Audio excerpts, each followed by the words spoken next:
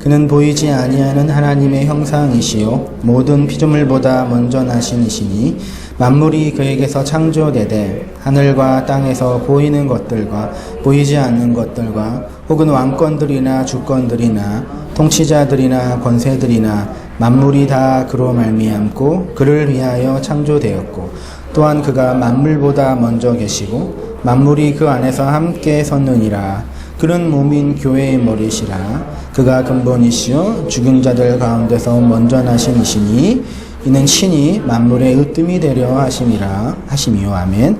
히브리어 속에 숨겨진 복음 15번째 율법, 토라, 십자가에 못 박힌 예수의 머리로 세워지는 교회라는 제목으로 말씀 나누고요. 말씀 나누기 전에 들어오실 때 우리 CD 다 이렇게 받으셨죠? 어저께 제가 전주 갔다 오고 늦게까지 혼자 구웠어요. 왜 구웠냐면은 뭐죠? 여러분이 집에 가서 안 받았어요? 갈 때 받으세요.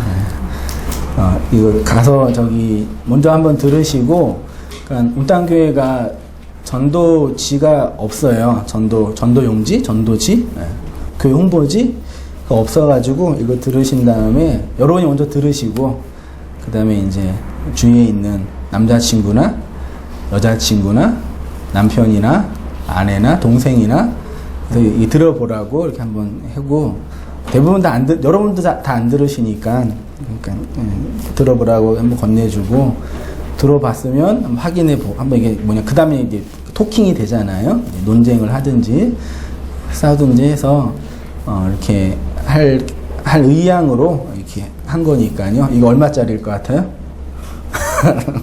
이거 CD는 한 200원 정도 되고요. 스티커 한 1원? 가격은 한 500원도 안 되지만 그 안에 있는 그 의미는 온 우주에 그런 가치니까 집에 처박아 두시지 마시고 매주 드릴 거예요.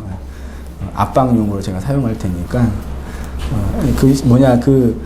그 카톡으로도 제가 보내드리죠. 그리고 또 카페 회원 가입하신 분들은 그 mp3로도 보내드리죠. 다방면으로 보내드리니까 여러분 듣고 나누고 그렇게 해서 우리가 맨날 말씀을 받고 사랑을 깨달아서 흘려주라 그러는데 어떻게 흘려줄지 모르시는 분들이 있다면 이거라도 잘 이렇게 던져주셔서 함께 들으시든지 그렇게 해서 잘 이렇게 여러분 개인의 경건과 그 다음에 이제 전도에 온땅교회 전도에 잘 활용해 주셨으면 좋겠다라는 게 이제 저희 이제 부탁이고 권면이니까 해주시기를 주님의 이름으로 축원드립니다.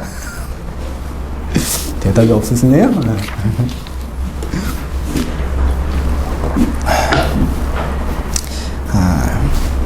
본문 들어가 볼게요. 지난주에 했던 거 좀 겹쳐서 복습하는 마음으로 잠깐 하고요. 이제 오늘은 그 구원론이랑 교회론 겹쳐서 말씀을 나누도록 할 테니까요. 내용을 잘 숙지하시고 의미를 잘 파악해 보셔서 안에 있는 그 양식을 잘 담아 가셨으면 좋겠어요. 토라, 율법, 십자가에 못 박힌 사람을 나타내는 것이라 하였지요. 이 토라라는 히브리어를 이렇게 단어를 분석하면 맨 앞에 타브라는 단어와 바브라는 단어와 레시 그리고 헤이라는 알파벳으로 구성되어 있어요. 타브는 그 십자가라는 뜻이라 그랬고, 바브는 이게 이제 못 혹은 접속사 그런 뜻이고요. 레시는 머리, 그리고 헤이는 울타리라는 뜻도 있고, 그 다음에 뭐죠?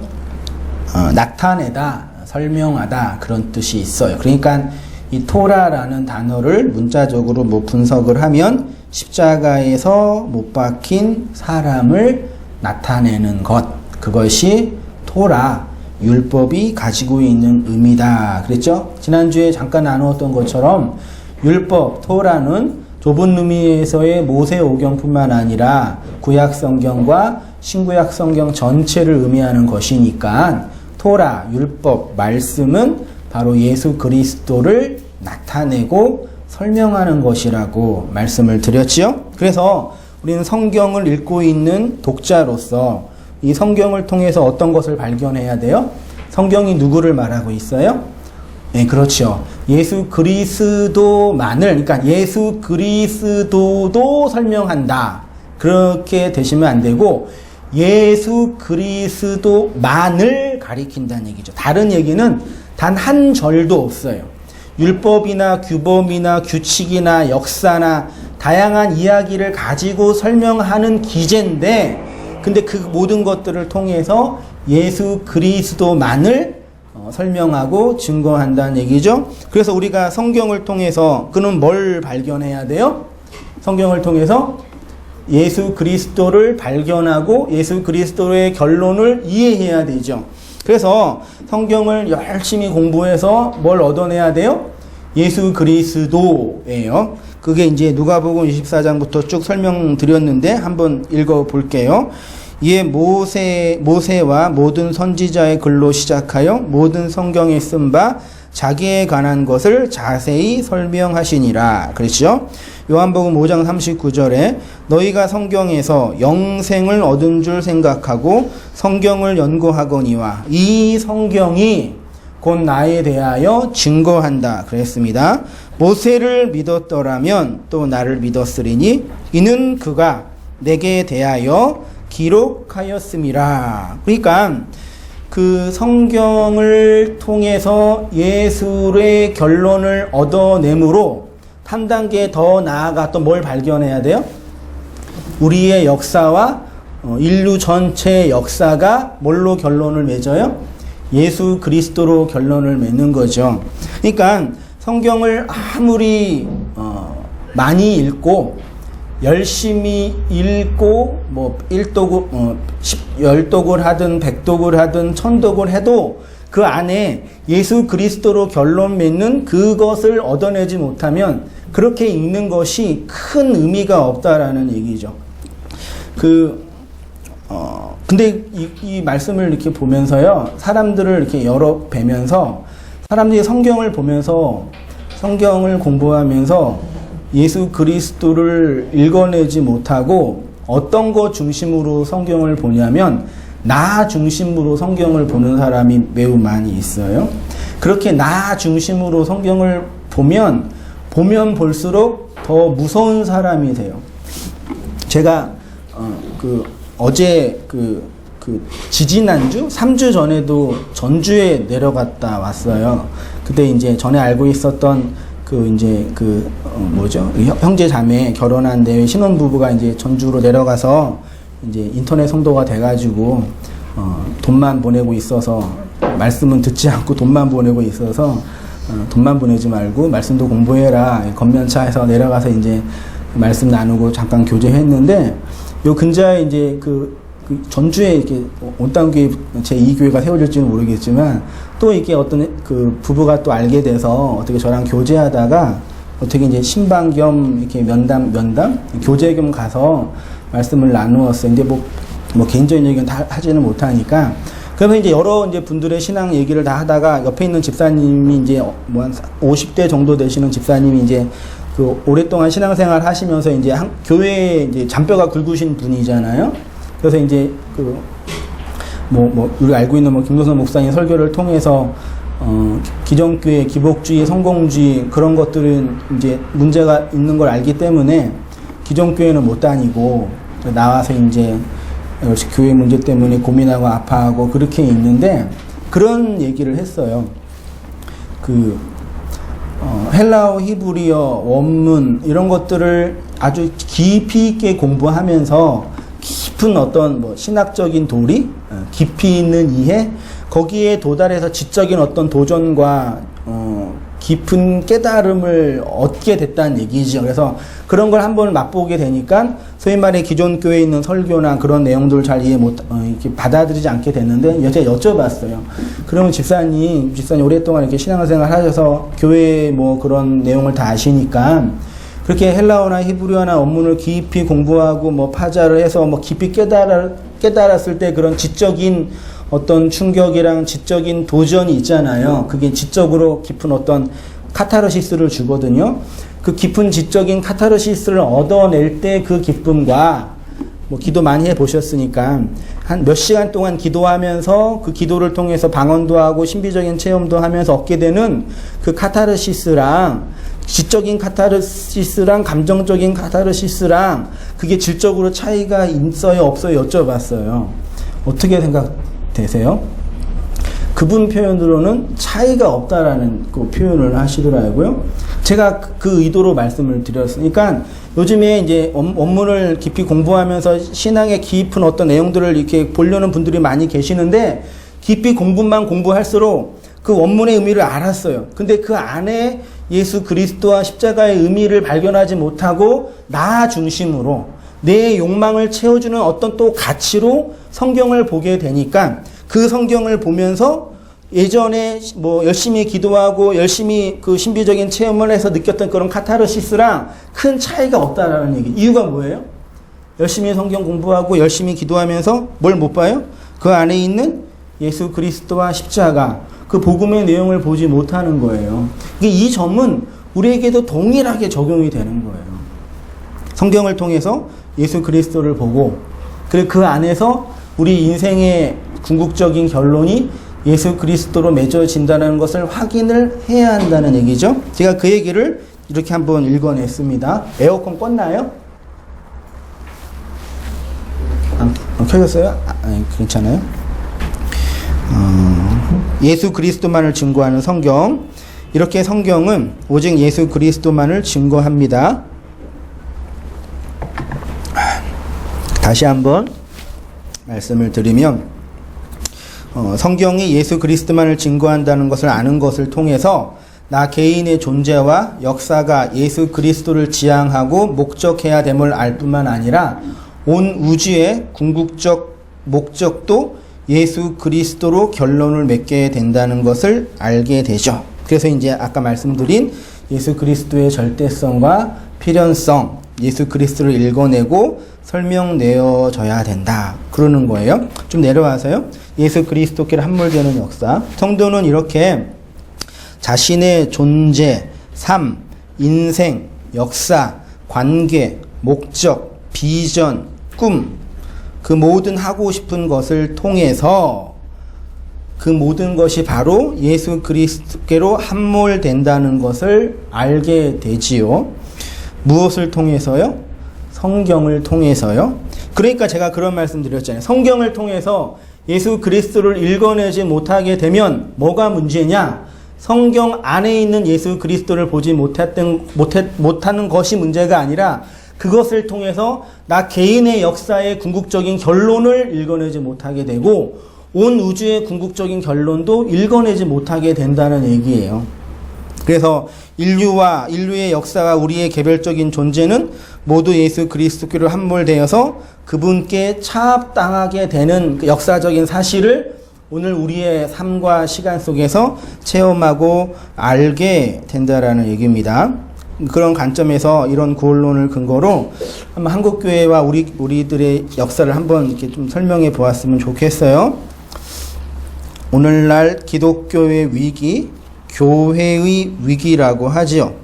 불과 몇십 년 전만 해도 많은 사람들이 교회로 몰려 들어왔어요. 교회의 부흥기라고 했죠. 그런데 이제 요즘에는 그 사람들이 물밀듯이 나가고 있어요. 그 교회의 위기라고 하는데 그 교회의 위기는 단순히 인원과 재정의 위기가 아니라 잘못된 구원론과 잘못된 교회론에 있다고 생각이 되어져요. 한국교회가 보편적으로 알고 있는 구원론은 뭐죠? 알고 있는 구원론은 예수 믿고 천국에 가고 그 다음에 천국에 가서 천국에 간 다음에 봉사하여서 상급을 받자. 이게 우리가 이해하는 기본적인 구원론인데 이 구원론이 이제 이 말이 다 틀렸다고 말하기는 어렵지만 그 안에서 예수를 믿는다는 것과 천국에 간다는 것이 어떤 의미가 되는지를 정확하게 인지하고 설명해야 돼요. 그래서 제가 이 주중에도 공부하면서 형제 자매님들이나 성도님들께 이렇게 좀 말이 좀 안 되지만 온땅교회 구원론과 기존 교회 구원론의 차이점이 뭡니까? 이렇게 물어봤는데 이런 말 자체가 좀 씁쓸한 표현이에요. 또 오해하지 안 하셨으면 좋겠어요. 온땅교회만 뭐 진리다, 나만 잘났다 그런 거 아니니까 한번 잘 생각해 보세요. 온땅교회가 지금 이게 말씀 여러분과 나누고 설명되어지고 있는 그 안에 설명되어지고 있는 구원론과 우리가 기본적으로 이해하고 있는 구원론의 차이가 뭔지. 예수 믿으면 구원받아요? 예수 믿으면 구원받지요? 이제 무슨 말도 하기 무서우세요? 이런 건 다 아멘 하셔야죠. 왜 그러세요? 예수 믿으면 구원받지요? 예수 믿으면 천국 가지요? 근데 그 이제 믿음에, 그러면 이제 다 그렇게 고백하고 있는데, 그럼 한승희 목사를 이렇게 비난하고 비판하고 있는 그 믿음의 내용, 도대체 뭐가 차이가 있길래 맨날 그렇게 소리만 지르고 잘못됐다고 하냐. 그리고 또 이 근자에 그렇게 많은 성도님들이 그런 기복주의, 성공주의, 율법주의 교회에서 더 이상 그런 식의 설교를 못 듣고 나와가지고 노마드 신자, 개인, 뭐라 또 그러더라?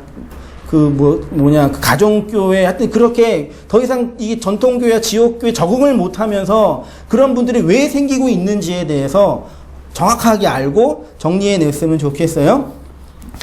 여러분, 우리가 예수님 때문에 구원을 받는다라는 것은 단순히 죽음 이후에 더 좋은 곳에 갈 수 있다라는 것에만 머물러 있으시면 안 됩니다. 예수님이 나를 위해서 더 좋은 곳, 천국을 준비하고 계신다는 문자적인 의미에만 머물러 있으면 안 돼요.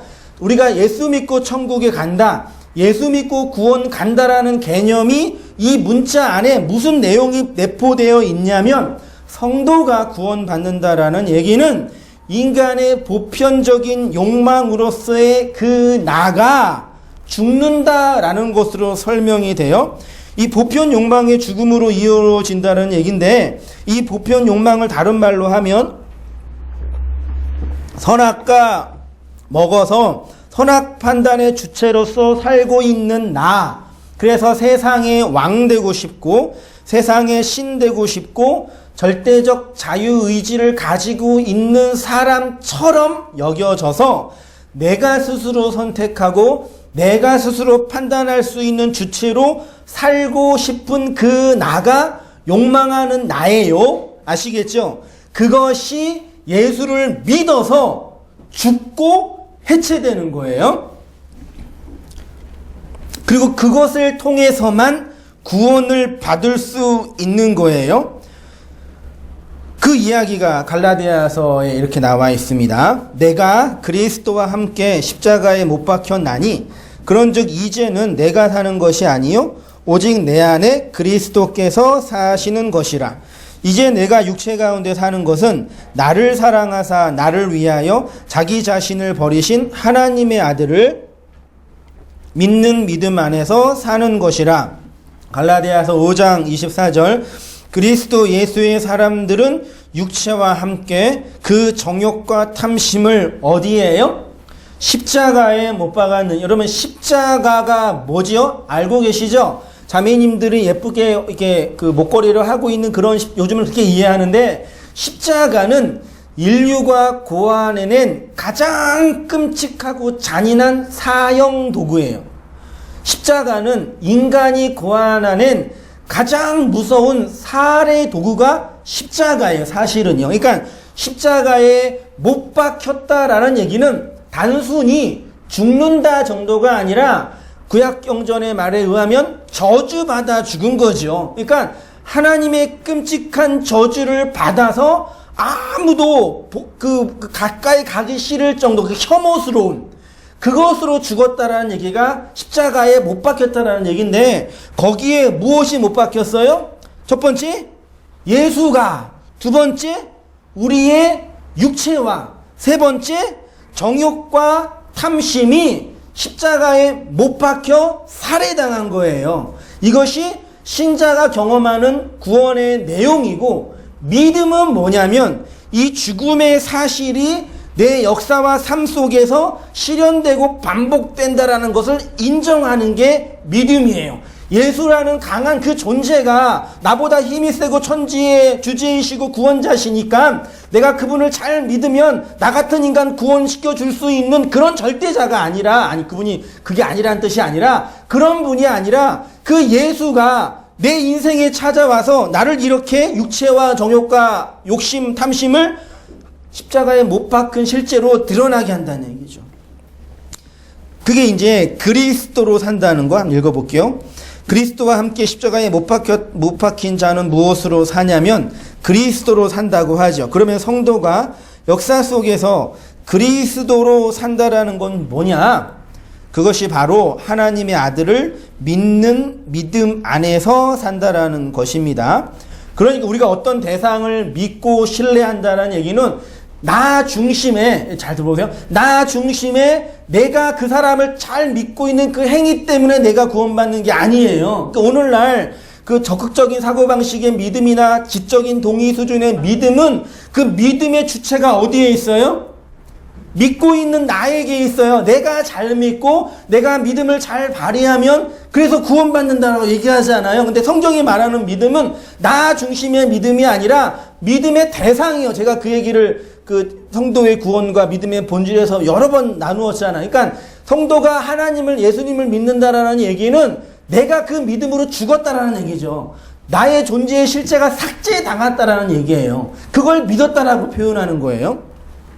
오늘날 믿음주의자들이 말하는 심리적, 지적인 동의수주의 믿음은 성경이 말하는 믿음이 아니라 무슨 믿음이에요?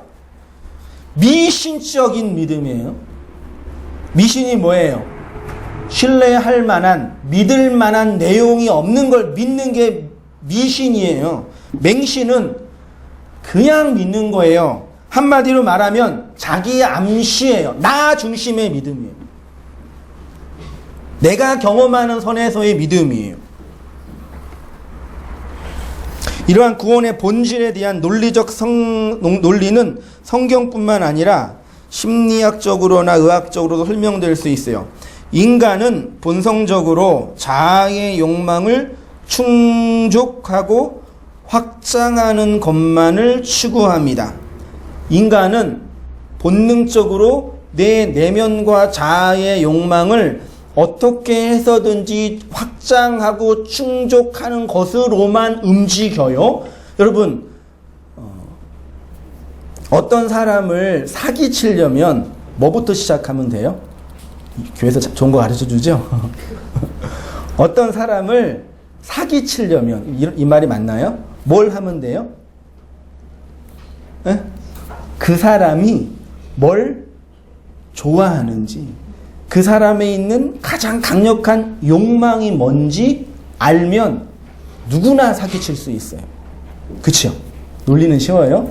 개척교회 목사를 등쳐먹으려면 어떻게 하면 될까요? 개척교회 목사의 가장 강력한 욕망, 그 있지요. 그게 뭘까요? 개척교회 안 해봐서 모르시죠? 개척교회 욕망의 가장 강력한, 개척교회 목사의 가장 강력한 욕망, 그 있죠. 그거를 할 수 있다는 가능성과 방법을 던져주면 사탄에게도 영혼을 파는 거죠. 제 얘기가 아니라 데블스 애드버켓인가 한 10년 전인가 15년 전에 그 변호사가 키라노 리브스 아는 그분, 예. 그분이 나와서 이제 연기한 게 그 변호사 연기가 있어요. 그 욕망을 자극해서 그 사람을 계속 성공시켜 주는 거예요. 그 나중에 이제 사탄이 잡아먹는 거죠. 그러니까 여러분 마케팅 같은 거 물건 살 때 뭘 자극해 사람들이요? 그 욕망을. 왜 성공한 남자는 벤츠나 BMW를 몰아야 돼요? 그거를 몰면은 성공한 사람이라고 자꾸 심리적으로나 환경적으로 다 만들어 놨어요. 그래서 그거를 몰면은 내가 성공했다라고 착각하게 하죠. 그게 이 세상에 의해서 조작되고 그리고 이제 그 세뇌당한 거거든요. 인간의 그 욕망을 잘 이렇게 걸면 돼요. 그러면 어떤 사람을 사기칠 수 없어요? 그 욕망이 없는 사람은 뭘 해도 사기칠 수 없단 말이죠. 제가 무슨 말씀 드리려고 이렇게 길게 하는지 아시겠죠?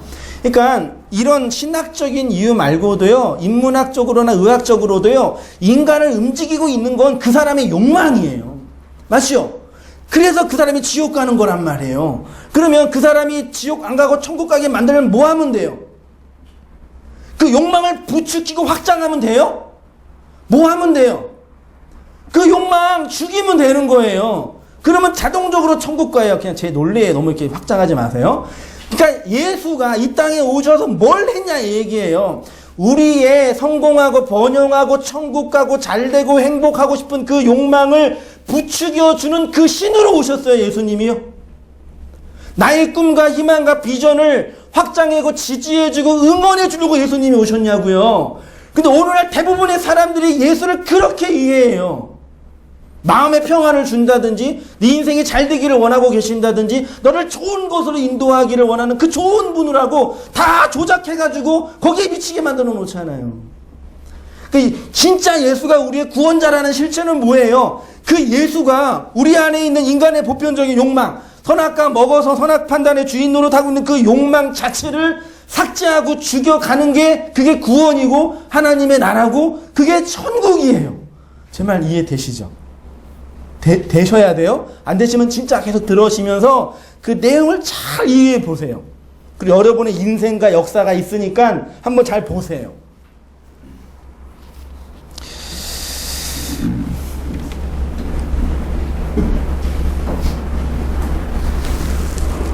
그런데 그게 이제 그거죠. 오늘날 개신교 진영에서조차도 뭐 기복주의나 성공주의나 신비주의나 율법주의는 논할 가치도 없고요. 소위 말해서 개혁주의, 복음주의, 개신교 진영에서조차도 그리스도의 복음을 자신의 자아의 욕망을 부추기고 확장하는데 이용하고 있어요. 그리스도의 복음을 잘 이용하는 방법을 누가 가르쳐줘요? 목사가요. 그 옷단계 성도님 중에 한 번도 저한테 목사님 이런 힘든 일이 있어요. 기도해 주세요라고 부탁을 안 해요. 이 성도님들이 너무 믿음이 없으셔요. 그거를 목사가 해줄 수 있다고 만들어 놔버렸어요. 예? 목사는 그거 해줄 수 있는 능력이 없다니까요. 기도는 해줄 수 있어요. 그리스도의 복음을 자신의 자아의 욕망을 부추기고 확장하는 그 매뉴얼을 만들어 놔버렸다니까요. 교회가요. 그 이야기가 초대교회부터 있었습니다. 보세요. 유다서 1장 4절. 이는 가만히 들어온 사람 몇이 있음이라. 그들은 옛적부터 이 판결을 받기로 미리 기록된 자니 경건하지 아니하여 우리 하나님의 은혜를 도리어 방탕한 것으로. 하나님의 은혜이죠. 하나님의 은혜를 뭘로 바꿨어요? 방탕한 거. 그러니까 하나님의 은혜 가지고 술 마셨다는 얘기입니까? 하나님의 은혜 가지고 뭐 누굴 사기쳤다는 얘기예요? 방탕한 것이? 그게 아니에요. 하나님의 은혜로 내 욕망을 확장하는 방법으로 만들어 버렸다고요. 그 사람을 누구라 그래요? 유다가요? 우리 주 예수 그리스도를 뭐하는 자들? 뭐하는 자들이요? 부인하는 자들이요. 여러분 성경에서 예수님을 부인하는 자가 누구예요? 우리가 여러분 예수님이 부인해요? 인정하세요? 일주일 동안 사셨죠? 예수님 항상 인정하셨어요? 부인하셨죠? 그 부인한다는 얘기가 뭐예요? 나 예수님 안 믿어. 회사에서 직장에서 이순신 신앙으로 사는 거. 누구에게도 내가 예수 믿는 걸 얘기하지 말지어다. 그렇게 예수 믿지 않는 것을 믿지 않다고 얘기하는 그게 부인하는 거예요? 성경이 말하는 부인하는 건 그런 얘기가 아니에요. 회사에서 내가 기독교인으로 경건하게 살아야 되는데 부장님이 너 그러고도 교회 다니는 놈이야. 그 말 듣기 싫어가지고 저 교회 안 다녀요. 그게 부인하는 거예요. 아이고.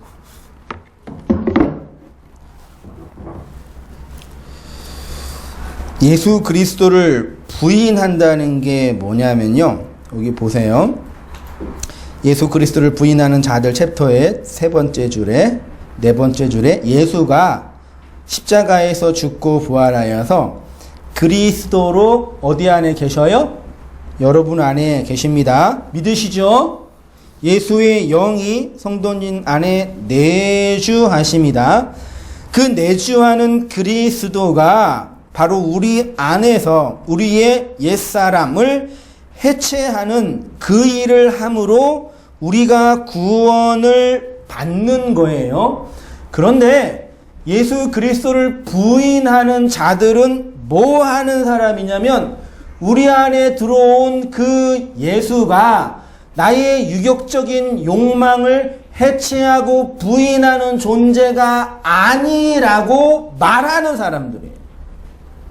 그게 주 예수 그리스도를 부인하는 자들이에요.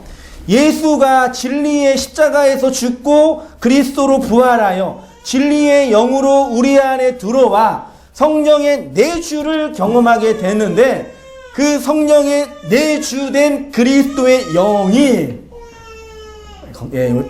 편안하게 들으세요. 다 그러는 거예요. 미안해, 내 소리 질러서. 이제 막 소리 지르지 말라고 막 이제 물네요 이제. 조용하네 진짜요.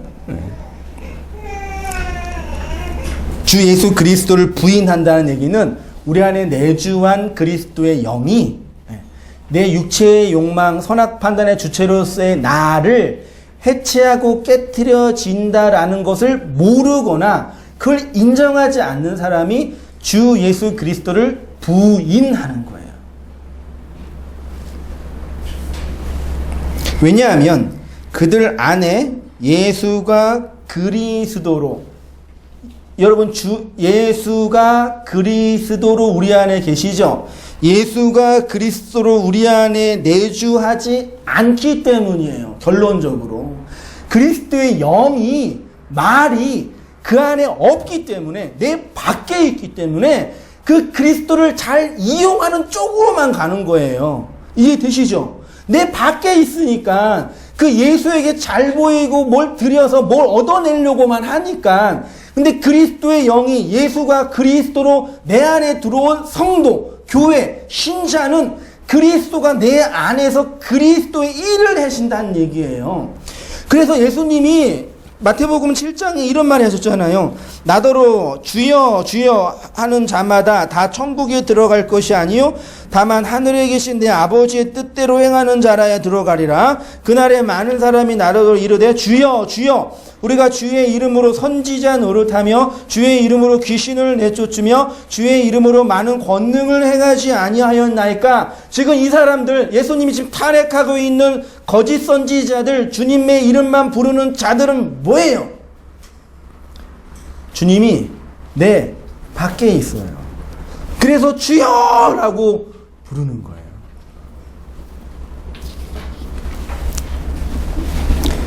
그럼 내 밖에 있는 주님이 그런 권능의 능력을 행할 수 있어요? 있어요. 선지자 노릇할 수 있게 하고 귀신도 내어쫓고 수많은 이적과 기사도 할 수 있다고요. 내 밖에 있는 어떤 신은요. 내 밖에 있는 그 신이 나랑 무슨 상관이 있습니까? 에? 장동건이 멋있고 고소영이 예쁘고 또 누구 옛날 사람 요즘 누가 있어요? 말해. 현빈? 예? 김수현, 그래, 프로듀서. 예. 김수현이 멋있고, 그게 자매님과 무슨 상관이 있어요? 예? 맨날 토요일날 주일날 보는데, 무슨 상관이 있어요? 아무 상관 없지요? 알지요? 그치만 보지요? 그거예요.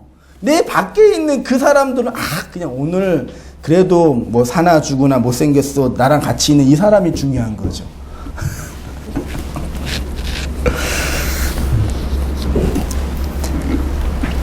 이렇게 예수를 인간의 문제 해결을 위한 종으로 전락시키는 자들은 성령 강림 이후에도 동일하게 나타났고요.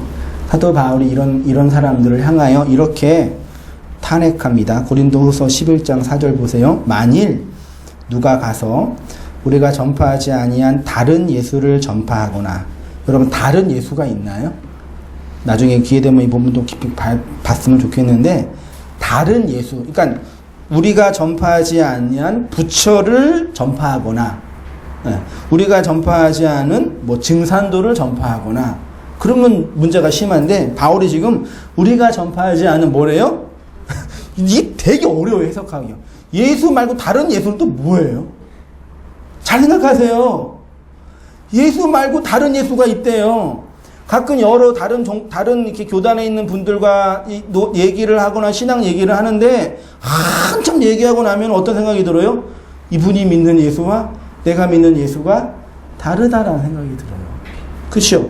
둘 중에 하나는 틀린 거예요, 확실히요. 다른 예수를 전파하거나, 혹은 너희가 받지 아니한 다른 영을 받게 하거나, 혹 너희가 받지 아니한 다른 복음을 받게 할 때 너희가 잘 뭐한대요? 용납하는구나. 갈라디아서 1장 6절. 그리스도의 은혜로 너희를 부르신 이를 이같이 속히 떠나 다른 복음을 따르는 것을 내가 이상하게 여기노라. 그러나 우리가 혹은 하늘로부터 온 천사라도 우리가 너희에게 전한 복음 외에 다른 복음을 전하면 뭐한대요? 저주, 그냥 쌍욕을 한 거예요, 사도 바울이요. 그러면서 막 저주받을 그런 거예요. 우리가 전에 말하였거니와 내가 지금 다시 말하노니 만일 누구든지 너희가 받은 것 외에 다른 복음을 전하면 저주를 받을지어다. 그러면 명쾌하게, 물론 이거는 더 많은 주의와 해석이 필요해요. 왜냐면은 이 갈라디아랑 고린도후서는 바울의 사역과 특히 이제 율법주의와 이제 그런 거 관련된 그 초대교회 교회론의 문제가 많이 있었거든요. 그걸 비난하려고 한 의도이니까 본문 해석은 잠깐 놔두고, 지금 제가 다른 복음의 내용을 뭐라고 말씀드리는지 알겠죠? 다른 복음은 예수가 그리스도로 우리 안에 들어와 우리의 인생과 역사를 그 예수가 그리스도가 원하는 쪽으로 이끌어가는 게 진짜 복음인데, 이 예수가 그리스도로 내 안에 들어온 존재가 아니라 내 밖에 있는 어떤 종교적 실체로 인정하고 그 예수께 얻어내는 쪽으로 가는 것이 다른 복음이라는 얘기예요, 여러분.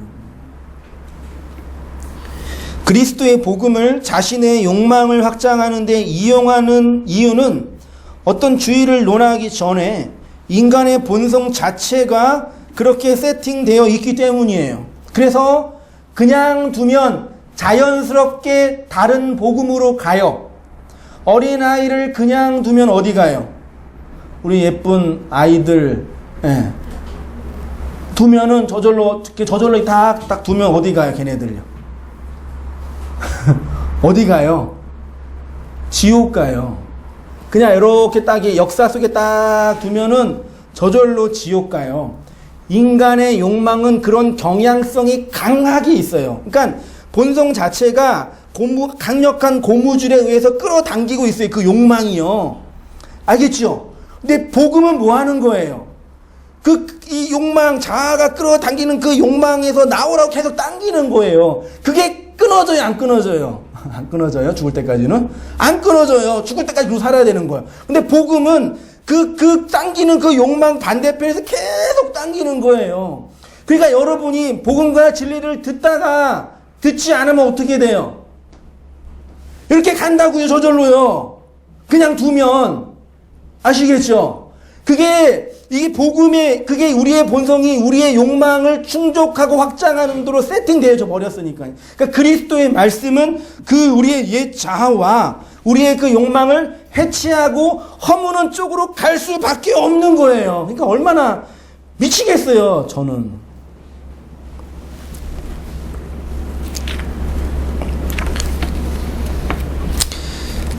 변질된 복음을 전하는 자들, 여러분 예수님 잘 믿으시죠? 기독교 신앙을 여러분의 종교적 신념으로 잘 믿고 받아들이고 있죠? 왜 그러시죠?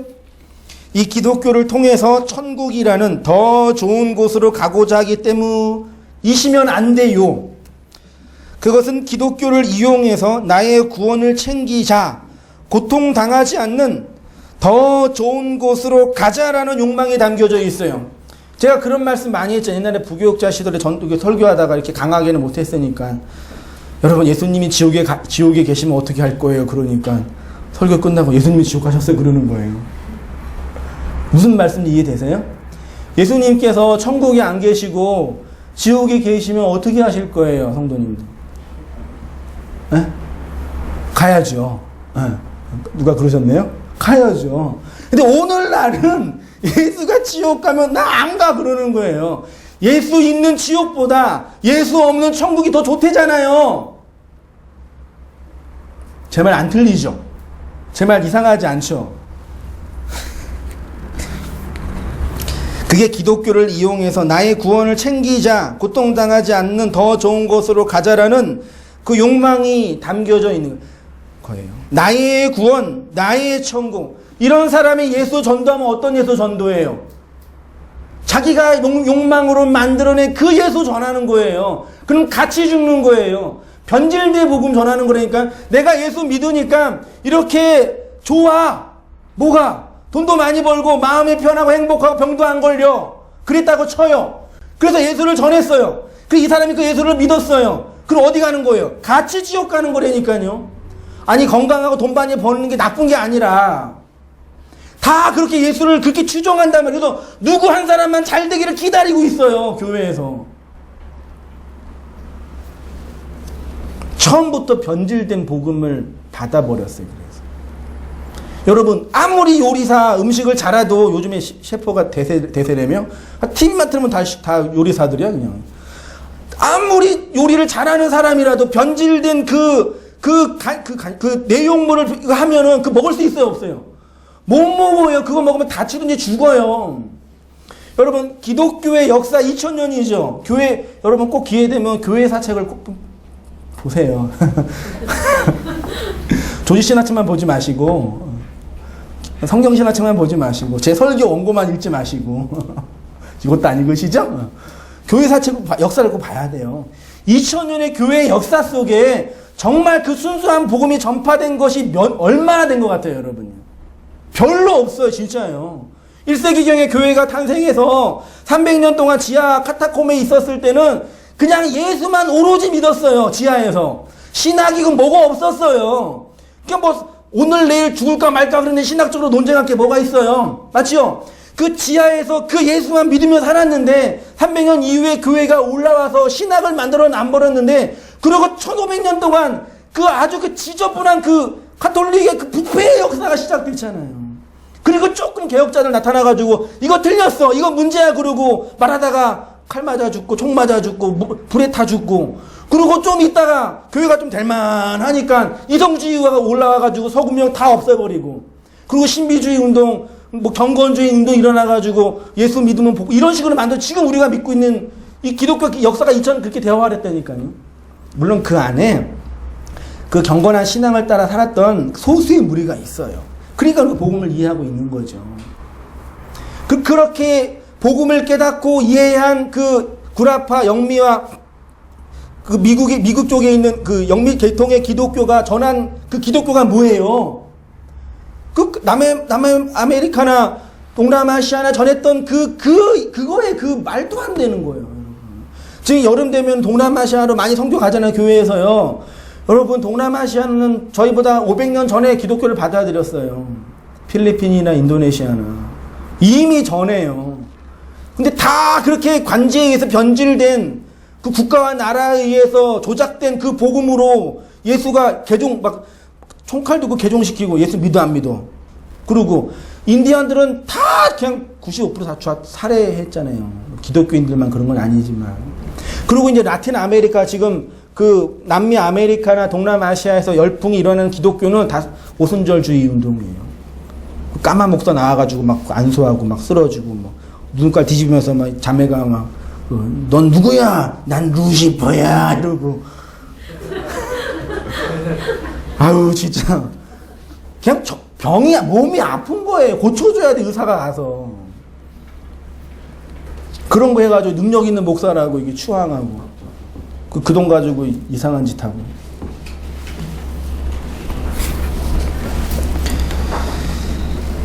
그러니까 그 변질된 복음을 받은 사람이 교회가 있는데 누가 그 복음 내용을 알아요? 그러니까 그런 와중에 이렇게 복음의 내용을 듣고 있는 건 이거는 진짜 오늘 죽어도 할 말 없는 거죠. 차라리 안 들었으면 물론 그럴 때도 있지요. 그러면 성경이 말하는 진짜 구원은 무엇일까요? 욕망하는 자아의 죽음, 선악과 먹고 자신의 욕망을 충족하며 살고자 하는 인간의 보편적 욕망의 죽음이 곧 구원이고 천국이에요. 아시겠죠? 예. 죽음 이후에 천국이 있어요. 예. 영원한 하나님의 나라가 있어. 근데 우리가 그걸 감지 못해요. 못해요. 그러니까 누가 잠자다가 뭐 했다가 천국 보고 왔다는 분들은 다 믿지 마세요. 다 그거 정신질환이에요. 진짜예요. 기도 많이 생각해 보세요. 밥도 안 먹고 1시간도 아니야. 10시간, 20시간 눈 감고 기도하는데 뭐가 안 보여요. 맞잖아요. 인간의 욕망이 만들어낸 투영물이라고요. 우리 애들 밤에 잘 때 스마트폰 보여주면 안 되잖아요. 근데 스마트폰 보고 자면 꿈속에 나타나요, 걔네가요. 아침에 일어나서 얘기해줘요. 아빠 나 걔 봤다고. 그거랑 꼬마애가 천국 보는 무슨 차이가 있냐고요, 도대체. 그거는 있는데 몰라요. 그래서 믿음이 필요한 거란 말이에요. 그래서 지금 확인하는 거란 말이에요. 그 인간이 고통받는 이유가 그거죠. 욕망하는 자아가 있기 때문에. 그래서 범신론은 뭐예요? 불교에서는 욕망하는 자아 죽여라. 그 해탈이잖아요. 걔는 다 죽이라고 얘기하는 것 같아요. 기독교는 타력구원입니다. 구원의 주체가 욕망하는 나 안에서 찾지 않고 그러면 어디서 찾아요? 이 욕망하는 나가 어떻게 깨트려지고 죽냐? 내 밖에서 내 안으로 들어오는 자력구원이 아니라 타력구원이 필요한 거예요. 그래서 그리스도가 요청되는 거예요. 그래서 그것을 마음이 가난하고 목마른 자들만 그걸 찾는다라고 표현. 내 안에 구원이 필요해요. 자각하는 자들만 그 그리스도를 찾잖아요. 맞죠?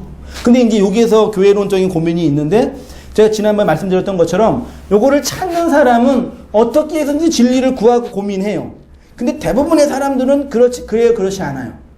그렇지 않아요. 그런 분들을 위해서 누가 필요해요? 여러분들이 필요한 거예요.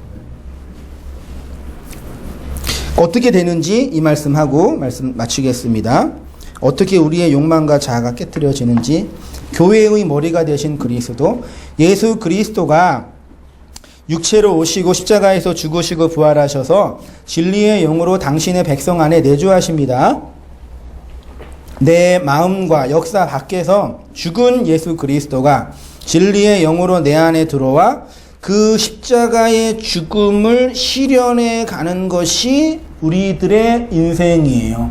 2000년 전에 예수님이 우리를 위해서 죽으셨죠? 믿으시죠? 예, 믿으시죠? 다 믿으시죠? 믿어요? 예, 안 믿는 분들은 그러면 안 돼요. 믿으시죠? 그 믿음이 있는 자는 2000년 전에 실현된 그리스도의 십자가가 어디에서 실현돼요? 내 안에서 실현돼요. 그게 믿음이 있는 자고 예수가 그리스도 이름을 부인하지 않는 자라는 얘기예요. 그래서 내 안에 들어온 그리스도, 내주하는 진리의 영이 선악과 먹어서 선악 판단의 자리에 자신의 자아의 욕망을 확장하고 하나님 흉내 내고 있는 그 나를 공격해 가는 거예요.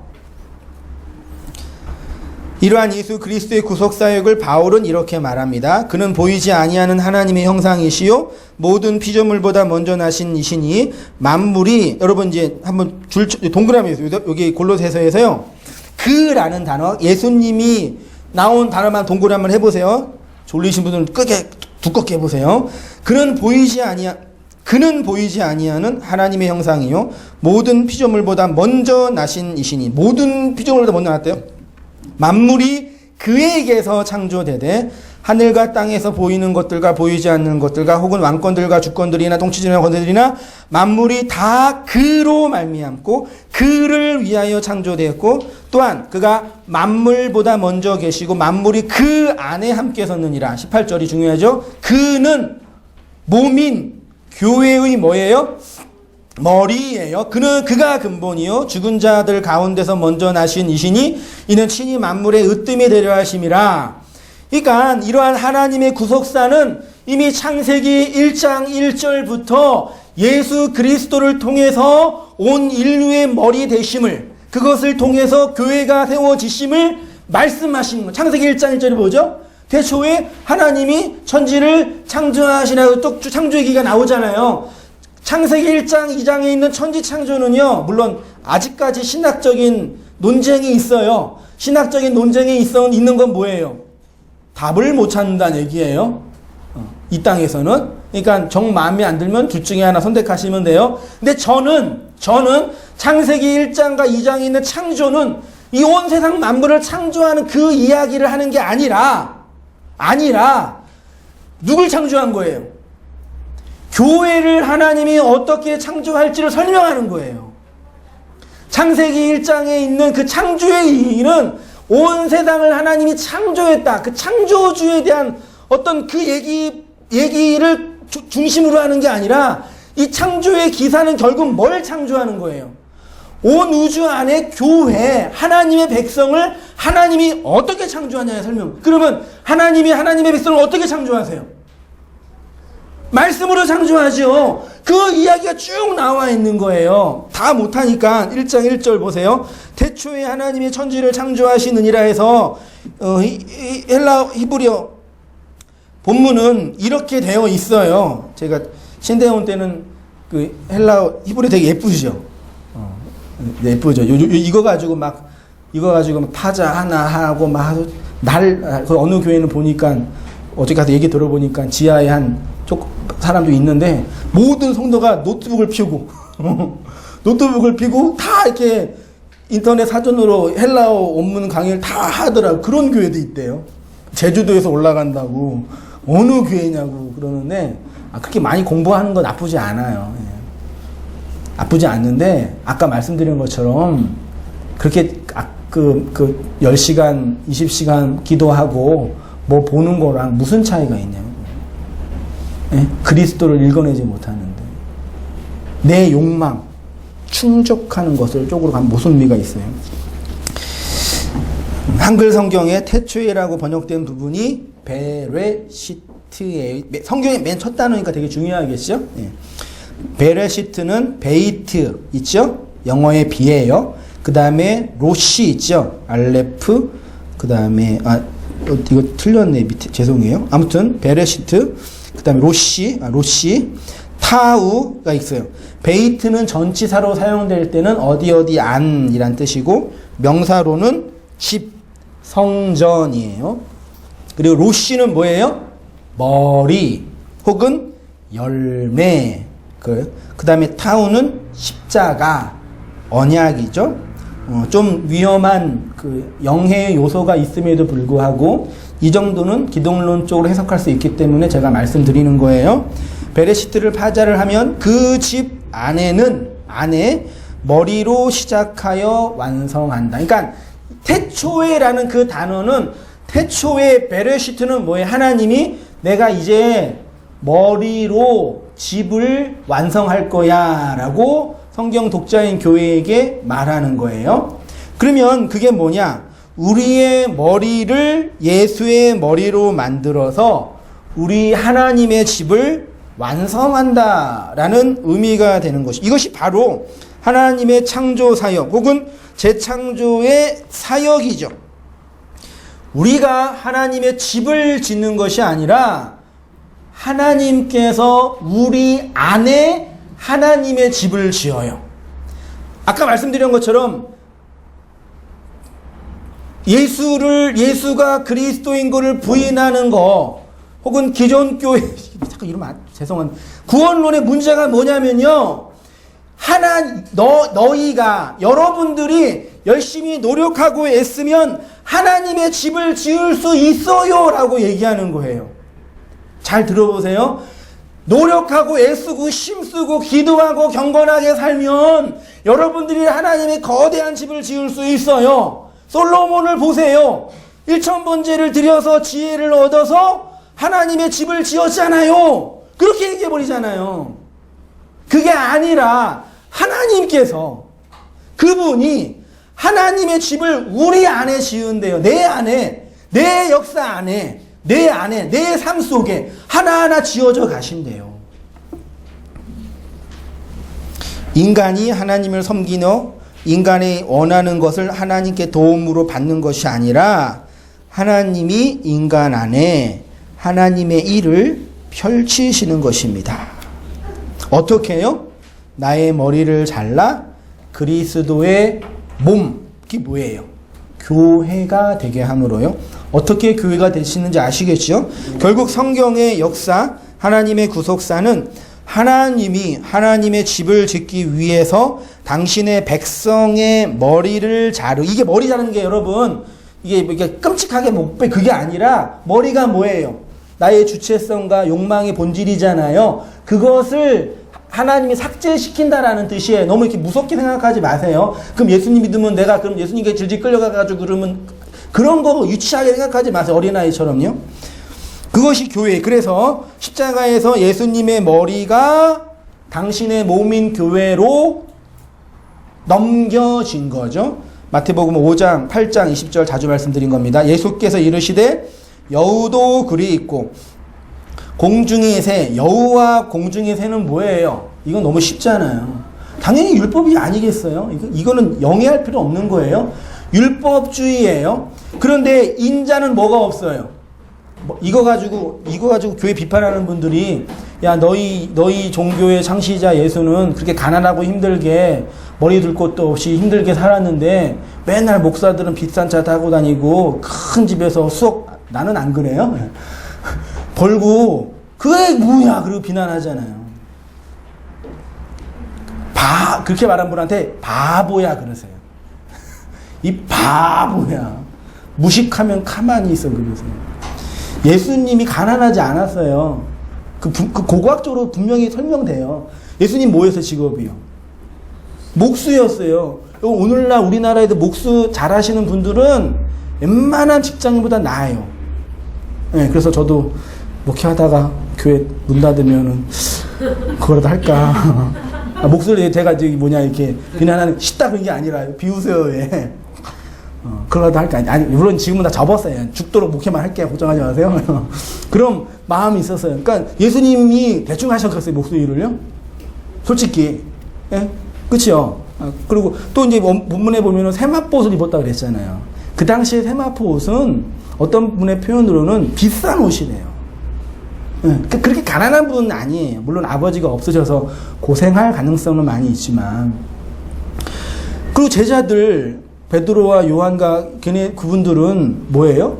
선주였어요. 예수님 쫓아갈 때 배를 버려두고 갔어요. 배를 버린 게 아니라 배를 주차시킨 거죠. 배 하나에 얼마예요? 웬만한 배. 지금도 그 농촌 지역에 그 웬만한 배에 수억 되지 않나요? 맞잖아요. 그러니까 물론 귀족이나 왕족, 예수님은 또 왕족이었잖아요.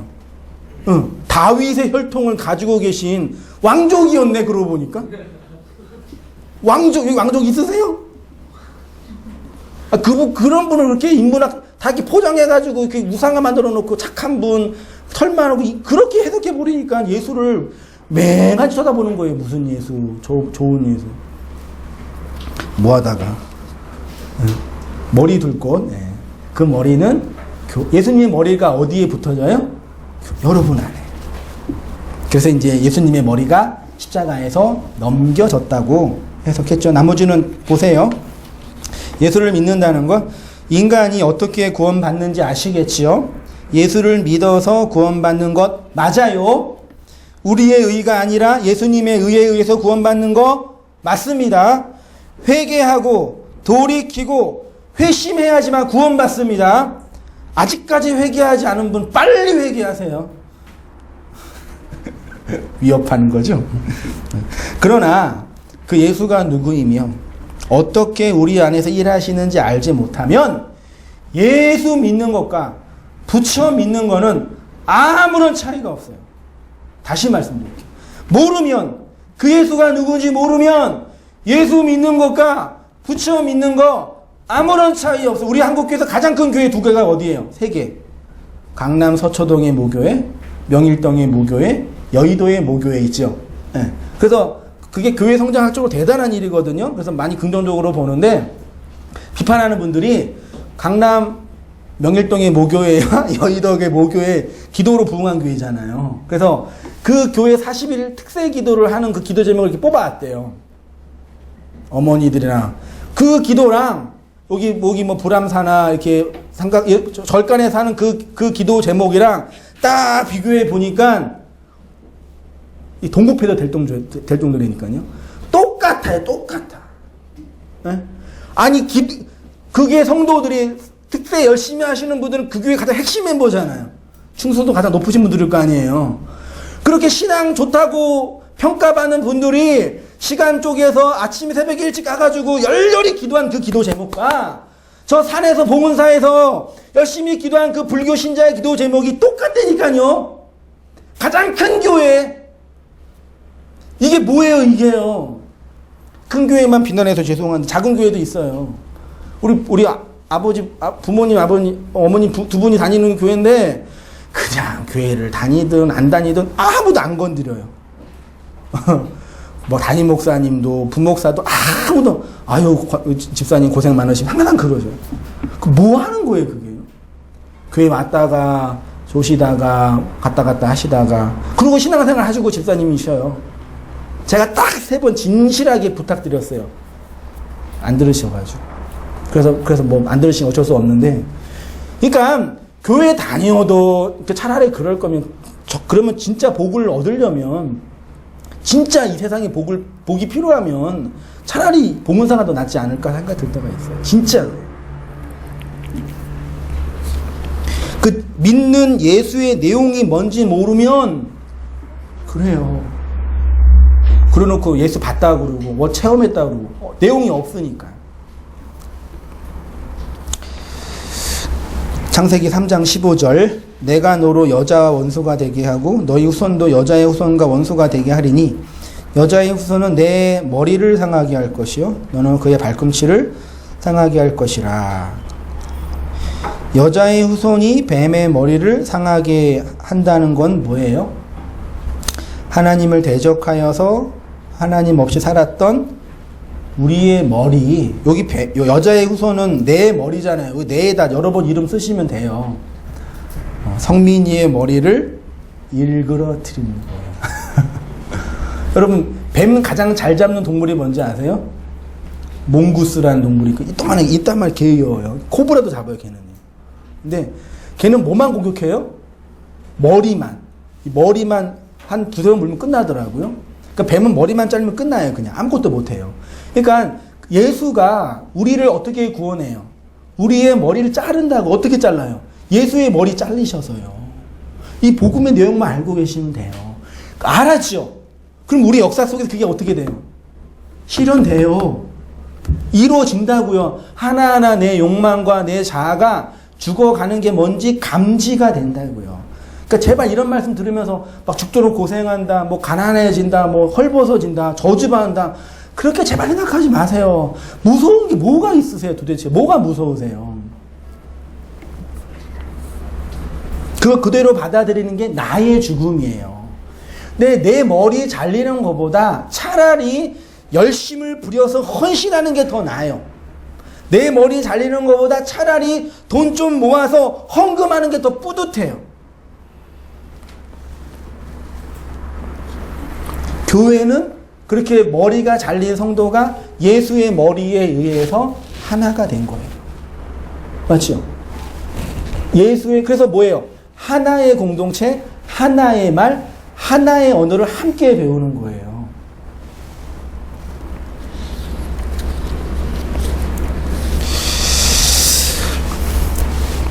그리스도의 영을 받을 때 마지막 페이지입니다.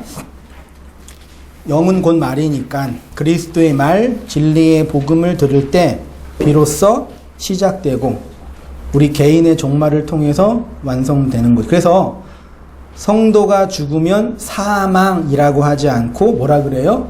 임종. 어떤 목사님이 쓴 거 그냥 그대로 오는 거예요. 사망은 뭐예요?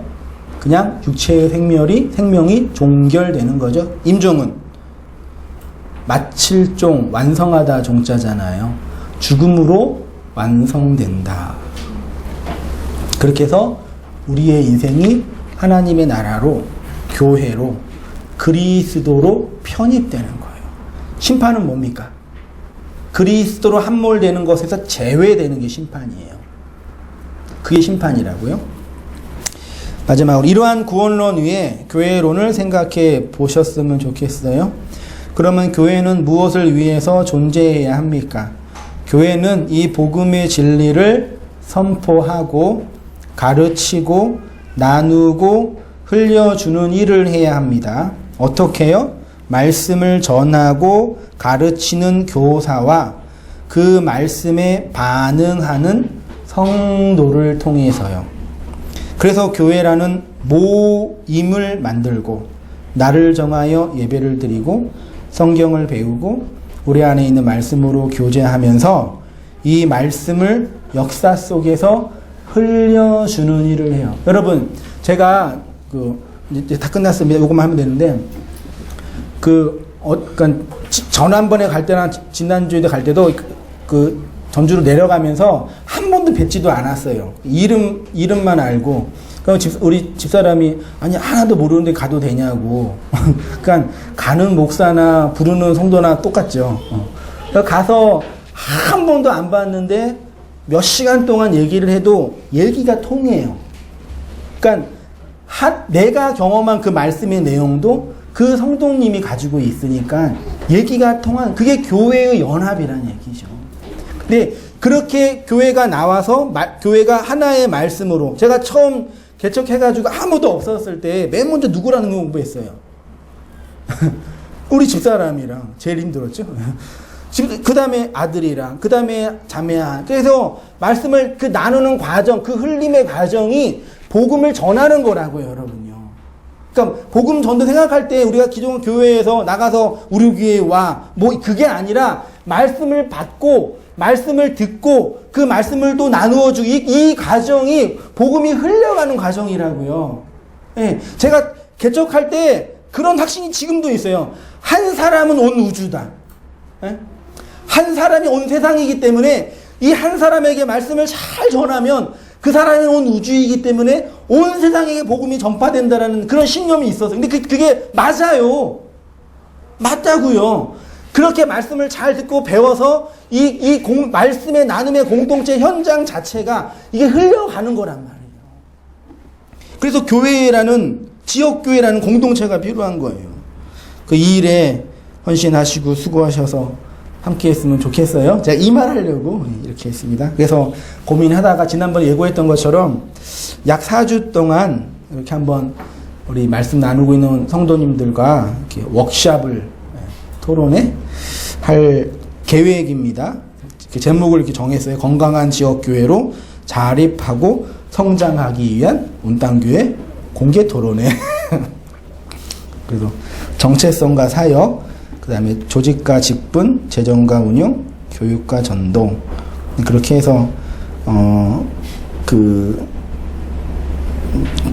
지금 이제 그거거든요. 그러니까, 다 이제 저 혼자 하고 있는데, 조직도 이제 개편해서, 이제 우리 말씀 나누고, 이게 말씀 끝나고 할 때 이제 가실 분들은 가시고, 또 들을 분은 듣는데, 좀 소모임으로 친한 사람끼리 끼리끼리 하든지, 아니면 섞기도 해서 좀 조직을 만들어서, 좀 부담스러워하는 분들도 편안하게 교제를 하면서 좀 그런 조직이 만들면 좋겠다, 그런 생각이 들고요. 그래서 이제 그러면 리더가 이제 필요하겠죠. 그 다음에 이제 재정도 여러분이 이렇게 알게 모르게 다 헌금해 주시고 하고 계시는데, 그걸 이제 좀 성도, 원래 재정은, 교회 재정은 누가 관리해야 돼요? 원래 성도가 관리해야 돼요. 그래서 재정팀, 재정위원회에서 좀 만들어 놓고 재정을 좀 정하고 좀 만들고 또 필요하면 좀 여러분의 부탁도 드리고 해서 좀 규모를 좀 정했으면 좋겠다 그런 마음이고 그렇게 해서 좀 전도하는 거나 그런 부분을 좀 이렇게 만들어서 교회가 지역교회로 함께 세우고 또 이제 어린아이들 교육 등등 해서 그런 게 계속 고민이거든요. 함께 해서 계속 지금도 설교 간 보고 계시는 분도 계실지도 모르는데 간 보시면 이제 본식을 좀 간만 보시지 마시고 본식도 먹으면서 함께 이 지역 안에서 움직였으면 좋겠다라는 게 이제 바램이고 계획입니다. 그래서 다음 주부터는 좀 여러분 웬만하면 이제 나눌 테니까요. 특별히 좀 기도해 주셨으면 좋겠어요. 우리도 특세할까요? 왜 놀래요? 기회, 운땅 기회를 위해서 집에서 한번 하시고 기도해 주시면서 이게 교회 추석하고 계시니까 어쨌든 신앙생활 할 거니까 내가 어떻게 잘할 수 있을지 고민해 보시고 그런 계기가 좀 됐으면 좋겠다 생각이 들어서 기도하실 뿐만 아니라 깊이 있는 관심과 애정과 참여를 이제 부탁을 드리고 했으면 좋겠습니다. 아시겠죠? 아시겠죠? 찬양 한 곡 부르고 기도하고 마치